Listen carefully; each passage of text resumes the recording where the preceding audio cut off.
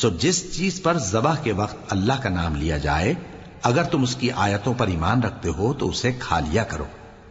اور سبب کیا ہے کہ جس چیز پر اللہ کا نام لیا جائے تم اسے نہ کھاؤ؟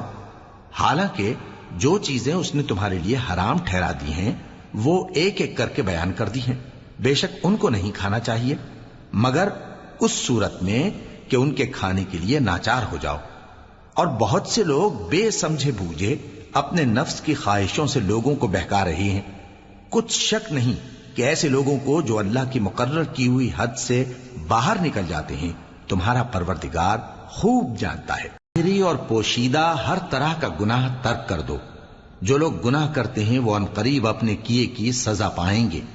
اور جس چیز پر اللہ کا نام نہ لیا جائے اسے مت کھاؤ کہ اس کا کھانا گناہ ہے۔